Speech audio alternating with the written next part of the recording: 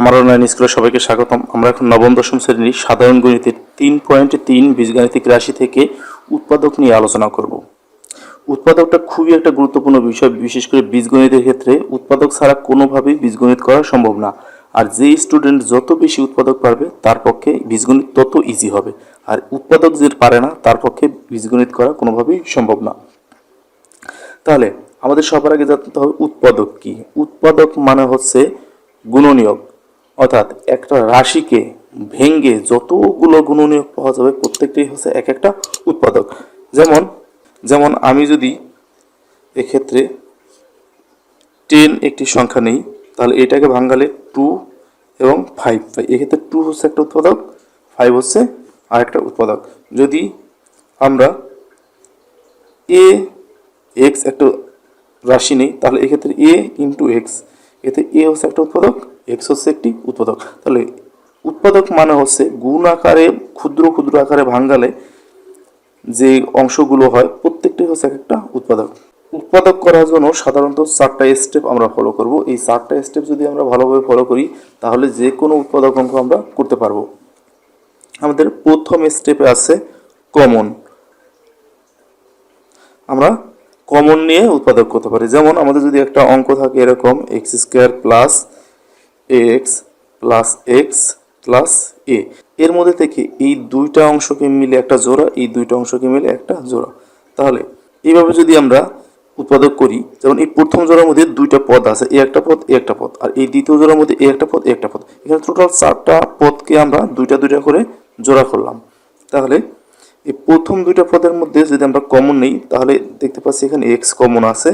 তাহলে x common নিয়ে গেলে, কমন মানে হচ্ছে ভাগ করা, এই দুইটাকে আমরা যদি এক্স দ্বারা ভাগ করি, এক্স স্কোয়ারকে এক্স দ্বারা ভাগ করলে এক্স থাকে। এইটা হচ্ছে আমাদের ভাজক, আর ভাগফলটা আমরা এই ব্র্যাকেটের মাঝখানে লিখবো। তাহলে এক্স দ্বারা এক্স স্কোয়ারকে ভাগ করে থাকে এক্স, এই প্লাসটা এখানে এই এক্স দ্বারা এ এক্সকে ভাগ করলে এক্স এক্স কাটা যাবে, এই এ থাকবে, তাহলে এখানে থাকবে এ। এই প্লাসটা এখানে, এই দুইটার মধ্যে এমন কোনো কিছুই নাই যা কমন নেওয়া যায়, বা এই দুইটার মধ্যে সাধারণ কোনো অংশ নাই, না থাকলে আমরা এখানে 1 নিতে পারি। যখন কোনো কমন না যাবে তখন 1ই হবে কমন। তাহলে 1 কমন নিলে এখানে যা আছে তাই থাকে। তাহলে আমরা দেখতে পাচ্ছি এই অংশটার মধ্যে এক্স প্লাস এ আছে, এই অংশটার মধ্যেও এক্স প্লাস এ আছে, তাহলে এই দুইটার মধ্যে আবার এক্স প্লাস এ কমন যায়। তাহলে আমরা লিখতে পারি এক্স প্লাস এ।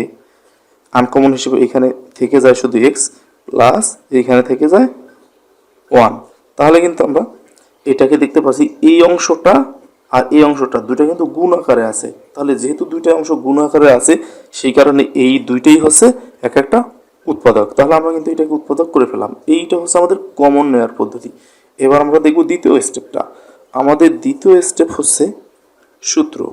আমরা যে কোনো একটা অঙ্ককে উৎপাদক করার সময় কমন নেওয়ার পর যদি দেখি যে কমন নেওয়া যাচ্ছে না, তাহলে আমরা দ্বিতীয় স্টেপে যাব। সেক্ষেত্রে আমরা ট্রাই করবো সূত্র নেওয়ার জন্য।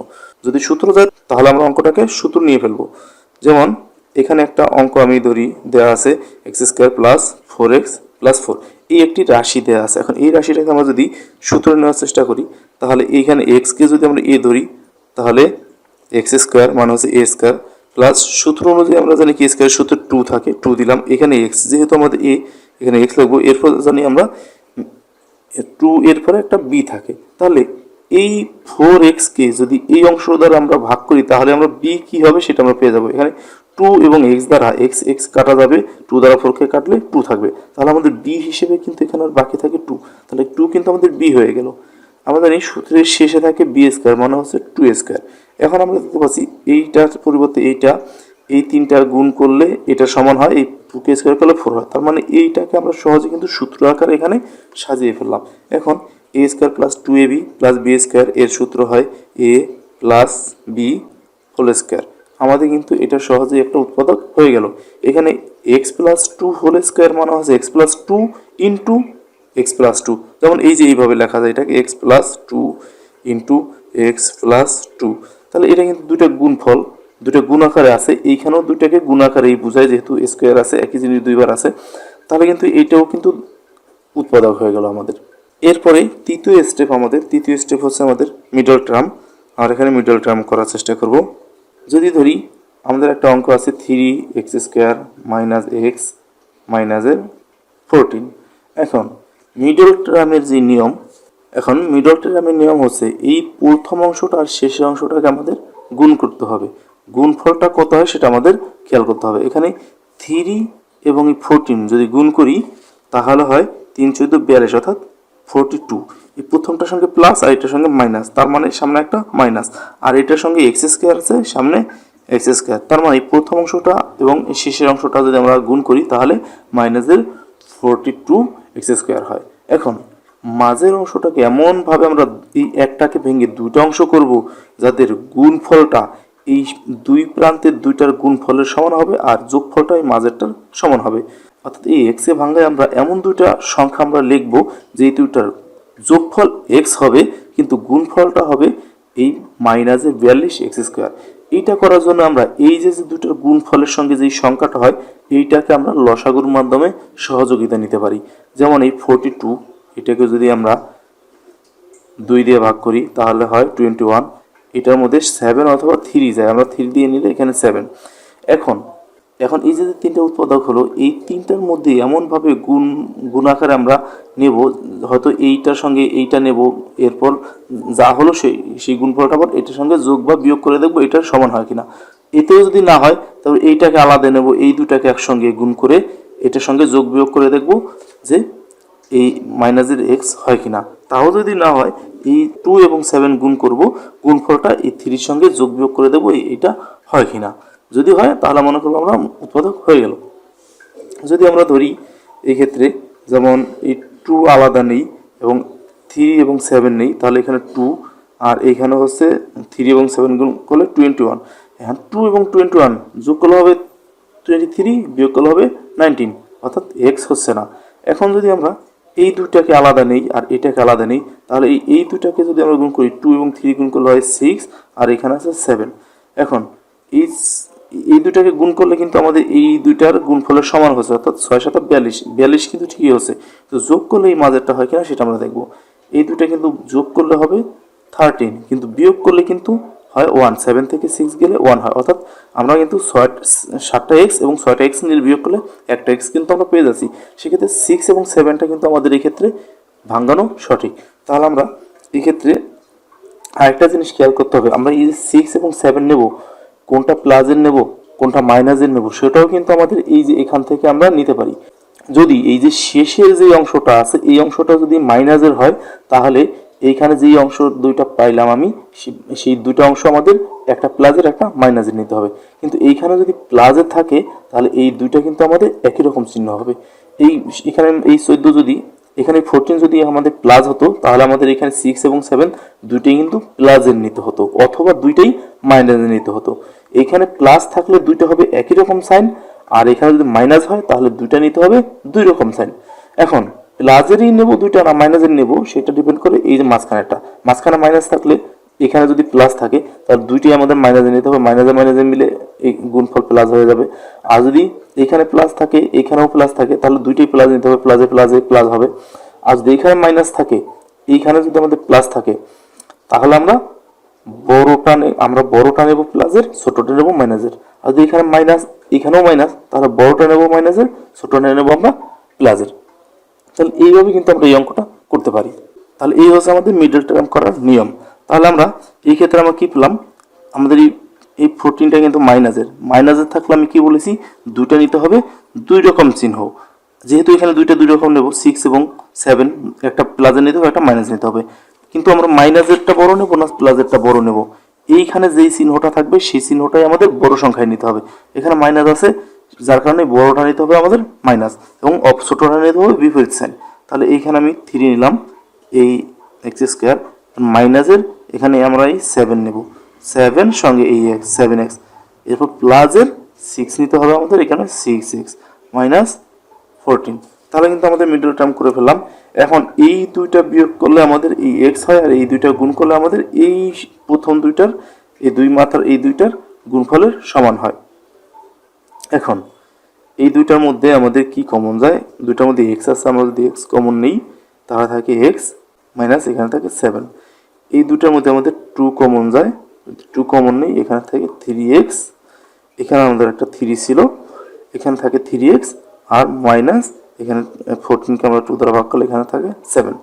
তাহলে আমরা দেখতে পাচ্ছি 3x মাইনাস 7 কিন্তু এই দুই খণ্ডের মধ্যেই আমাদের এখানে কমন ছিল, আমরা এটা এখানে নিয়ে নিলাম, ইন্টু এই আনকমনটা প্লাস এই অংশের এই আনকমনটা। এখন কিন্তু আমরা দেখতে পাচ্ছি এই দুইটাই কিন্তু দুইটা গুণফল আকারে আছে, যার কারণে এই দুইটাই কিন্তু দুইটা উৎপাদক। তাহলে কিন্তু আমরা মিডল টার্মের মাধ্যমে উৎপাদক কীভাবে করতে হয় সেটা পেলাম। এখন আমরা দেখব কিভাবে ফাংশনের মাধ্যমে উৎপাদক করতে পারি। ধরি একটি অঙ্ক দেওয়া আছে x cube minus x minus 6, এটি হচ্ছে আমাদের ফাংশন। আমাদের 4 নাম্বার স্টেপে আমরা দেখব ফাংশন। ধরি এটি একটি ফাংশনের উৎপাদক দেওয়া আছে, আমাদের এই অঙ্কের মধ্যে কিন্তু দেওয়া থাকবে না যে এটা ফাংশনের অঙ্ক, কিন্তু আমাদের অঙ্ক দেখে বুঝতে হবে যে এটা কোন নিয়মে যাবে।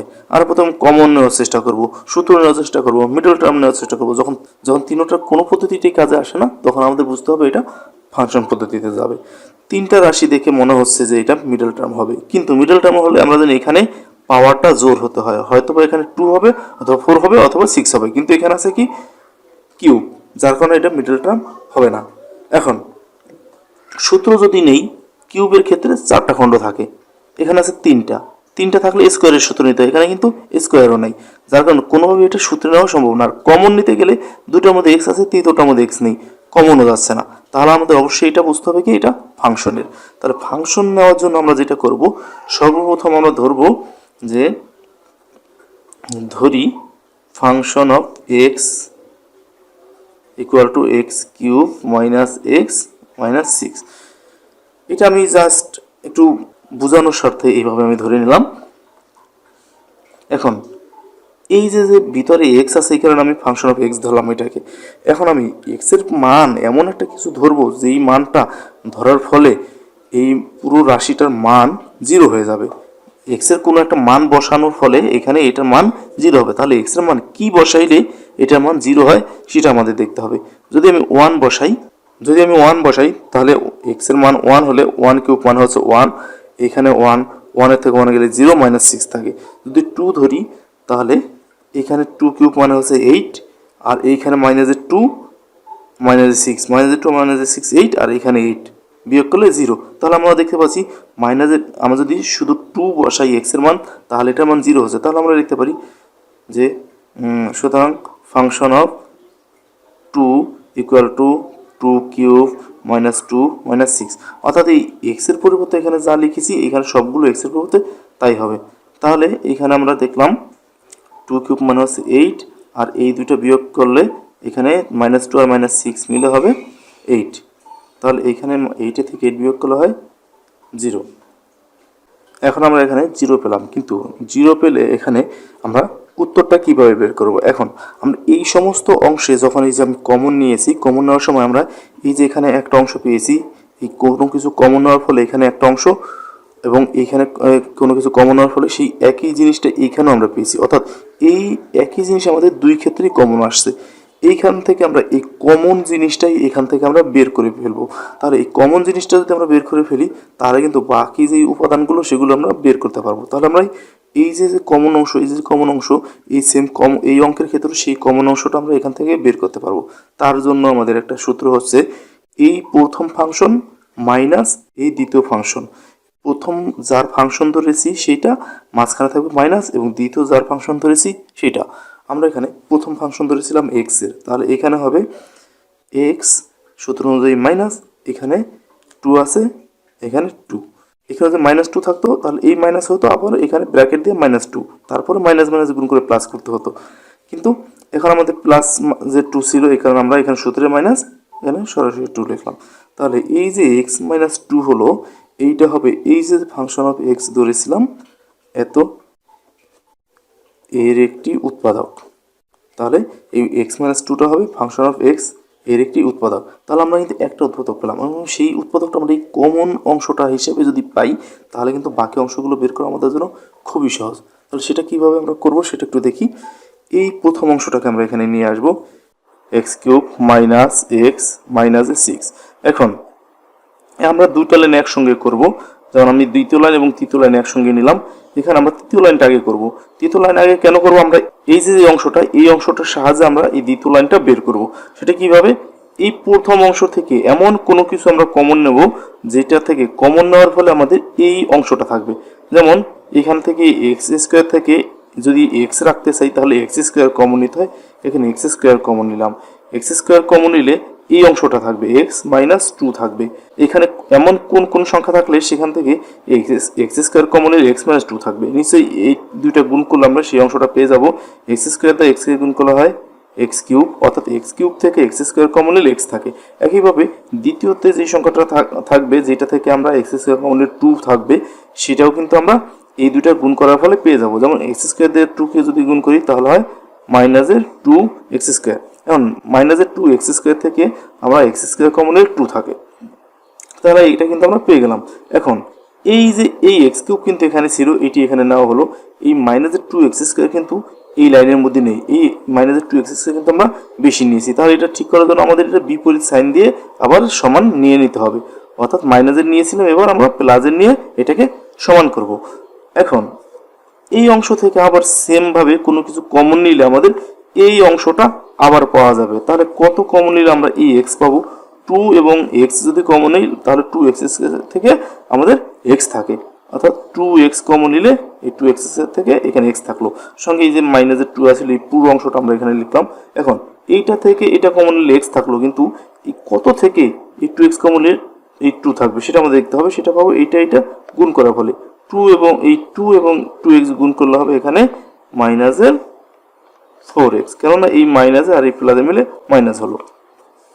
এখন যদি দেখি এই ফোর এক্স কিন্তু এখানে নেই, এখানে শুধু একটা এক্স ছিল, এখানে আমি বেশি নিয়েছি তিনটা, এখানে চারটে এক্স নিয়েছি, মাইনাসের তিনটা বেশি নেওয়ার কারণে এখন আমি প্লাসের আবার তিনটা বেশি নিতে হবে। এখানে মাইনাসের এখানে একটা এক্স ছিল, এখানে আমি চারটা এক্স নিয়েছি, মাইনাসের একটা ছিল, মাইনাসের চারটা নিয়েছি, তাহলে আমার মাইনাসের তিনটা বেশি নেওয়া হয়েছে, এখানে আবার প্লাসের তিনটা নিয়ে আমি সেটাকে সমান করলাম। এখন এই জোড়া থেকে আমি এটা পেলাম, এই জোড়া থেকে আমি এটা পেলাম, এইটার সঙ্গে জোড়া নিয়ে আবার আরও একটা কমন এখান থেকে আমি নিতে পারবো। তাহলে এই থ্রি এক্স থেকে এমন কোন সংখ্যা নিলে আমাদের এখানে এই এক্স থাকবে, তাহলে নিশ্চয়ই থ্রি কমন নিলে, তাহলে থ্রি কমন নিয়ে আমি এই এক্স মাইনাস টুটা আমি লিখলাম। এখন এইটার সঙ্গে এটা গুণ করলে থ্রি এক্স হয়, এই থ্রি দিয়ে আবার টুকে যদি আমি গুণ করি প্লাস মাইনাসে মাইনাস, তিন দুগুণি ছয়, অর্থাৎ সিক্স হলো। এখন এই সিক্স কিন্তু এই অঙ্কের মধ্যে ছিল, যার কারণে এখন এখানে আমার অন্য কিছু প্লাস মাইনাস দিয়ে নেওয়া লাগছে না, কারণ কি এখানে বেশিও নেইনি কমও নেইনি, আমার এখানে কিন্তু ঠিকঠাক মতোই নেওয়া হয়েছে।